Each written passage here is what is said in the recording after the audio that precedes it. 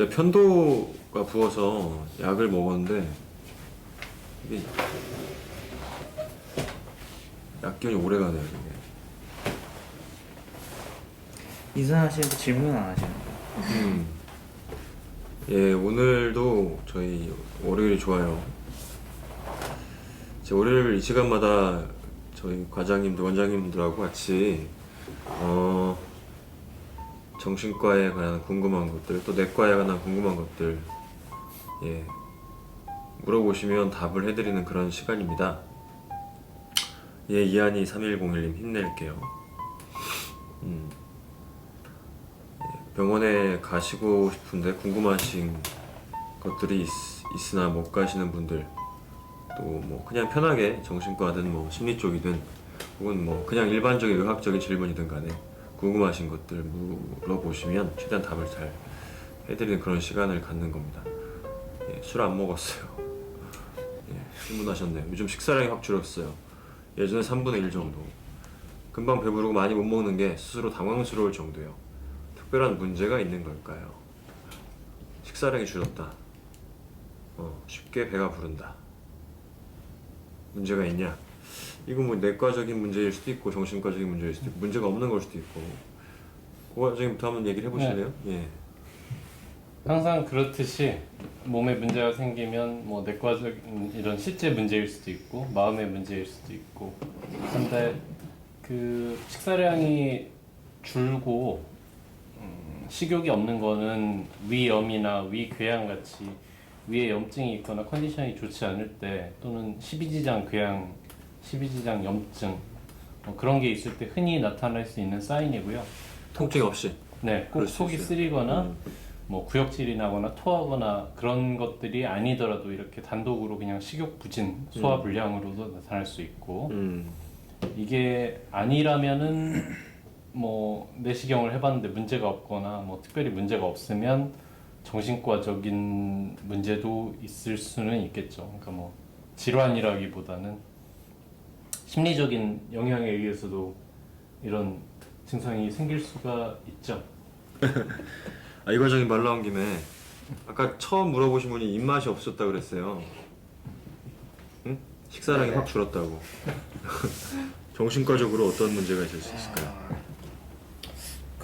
일단 뭐 최근에 뭐 스트레스가 좀 많으시거나 뭐 피로도가 좀 높아지거나 그래서 뭐 입맛이 좀 없어질 수 있죠. 근데 모르겠어요. 제가 이 질문을 잘 이해한 건지 모르겠는데 본인 스스로도 내가 먹고 싶은데 아마 잘 안 들어간다고 생각을 하시는 것 같거든요. 입맛 자체가 많이 없어지는 것보다 내가 예전에는 잘 드셨는데 왜 요즘 들어서는 잘 못 먹게 되나, 이것 때문에 좀 당황스럽다고 얘기를 하셔서 뭐 본인이 인지하지 않는 어떤 뭐 영역에서 내가 이렇게 식사 섭취를 좀 안 해야겠다라는 뭐 생각이, 뭐 무의식적인 생각이 있으신지, 뭐 예를 들면 다이어트라던가 아니면 최근에 뭐 식사 때문에 뭔가 안 좋은 얘기를 듣거나 아니면 본인이 뭔가 식사에 잘못해서 많이 괴로웠던 경험이나 뭐 이런 것 때문에 내가 무의식적으로 좀 안 먹으려고 하는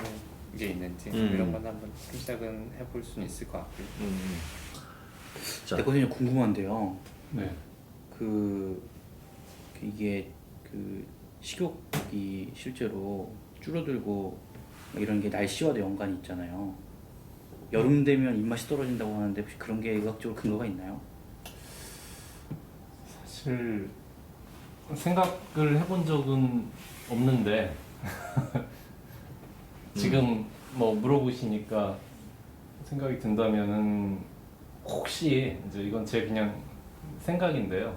여름에는 체온 손실이 별로 없기 때문에 에너지 요구량이 줄어들어서 식욕이 조금 떨어질 수 있지 않을까 싶은 게 하나고, 그 다음에 여름에 이제 땀이 많이 나잖아요. 특히 나이 많으신 분들 탈수돼도 좀 그 물을 많이 안 드시는 경우들도 있고, 그럴 경우에는 탈수되면서 몸 컨디션이 안 좋아지고, 그 다음에 전해질 불균형이 생기면서 우리가 컨디션 안 좋고 몸 아프면 식욕 떨어지듯이 그렇게 식욕이 떨어질 수 있지 않을까 생각을 해봅니다. 그래요. 님이 저를 믿지 못해 사소한 건데도 의심을 가지는 사람이 있는데 뭘까요? 그런데도 좋다고 말합니다 라고 하셨네요.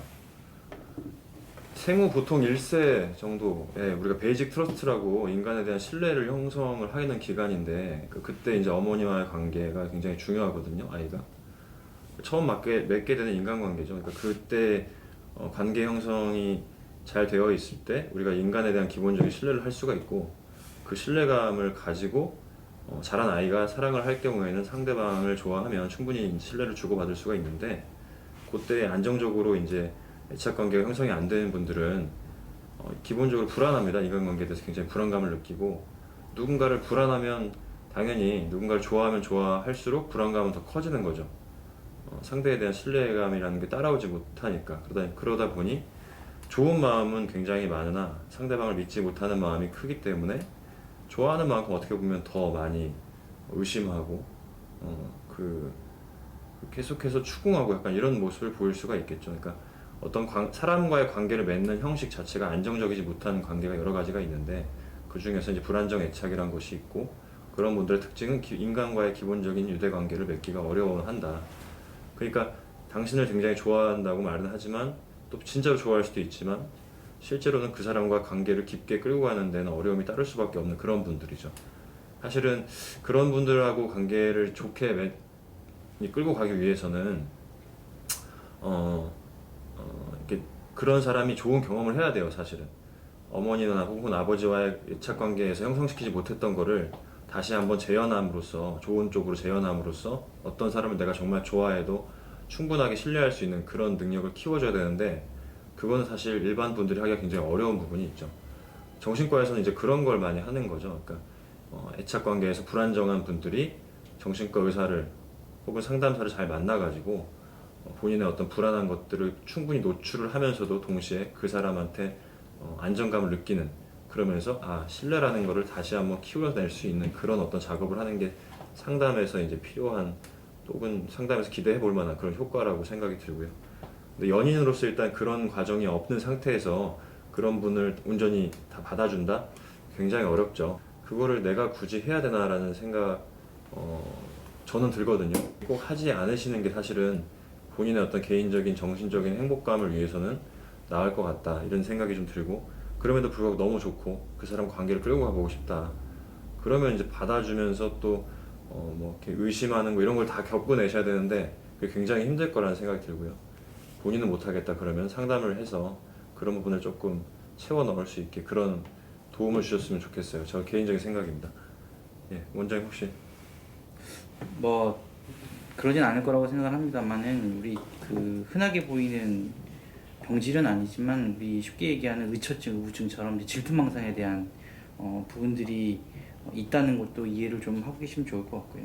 되게 뭐 역동적인 걸 떠나서 되게는 결국에는 이제 이 사람이 나에게 매우 솔직하지 않다, 진실하지 않다 이런 것들에 대한 의심을 자꾸자꾸 확인하기 위해 무언가를 반복적으로 시도하게 되는 것들이 보통 이제 그런 질투망상에서 보이는 모습이고 그런 것들은 그냥 사랑에 대한 확인, 뭐 너무 사랑해서 나오는 결과 이런 거라고 보기에는 병적인 수준을 넘어가는 경우도 있기 때문에 뭐 그런 부분에 대해서는 현명하게 그 외부적 조언을 잘 들으시고 판단하시는 게 좋을 것 같습니다. 이님이죠.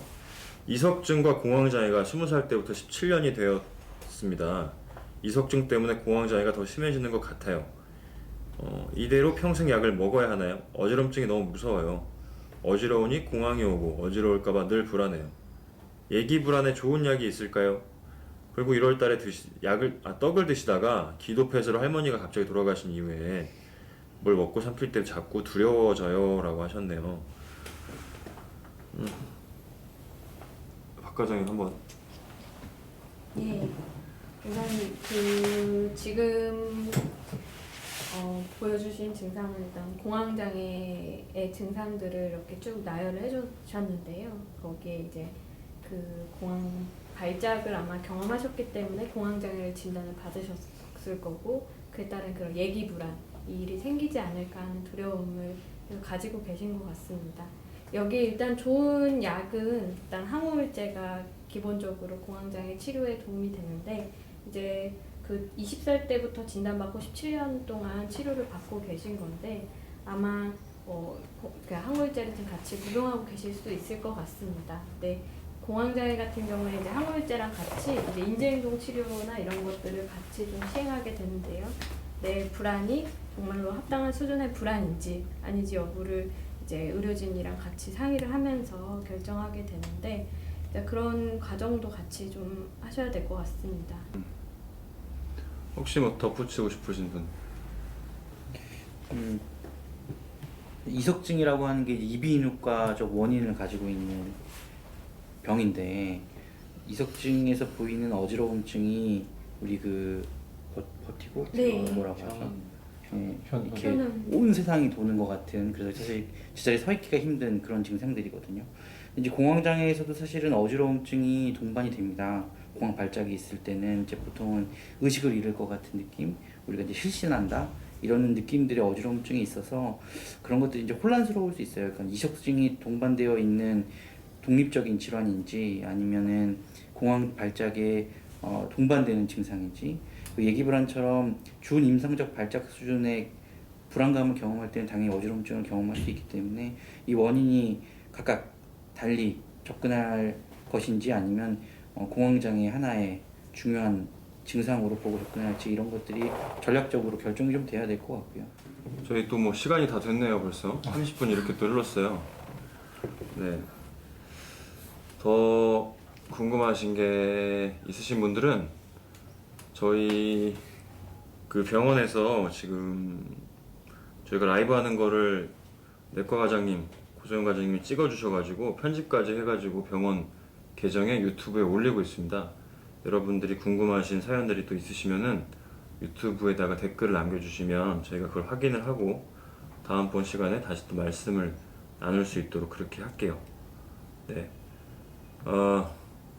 월요일이 좋아요라고 이름을 짓고 월요일에 너무 피곤한 모습을 좀 보여드리는 것 같아요. 죄송하고요. 네, 다음 주에는 조금 더 밝고 덜 피곤한 모습으로 활기찬 모습으로 찾아뵙도록 하겠습니다. 예, 저 양재웅이었습니다. 반갑습니다. 네, 저 유승민이었습니다. 네, 진료과장 이효윤입니다. 다음 주에 뵙겠습니다. 네, 진료과장 박지입니다. 다음 주에 뵙겠습니다.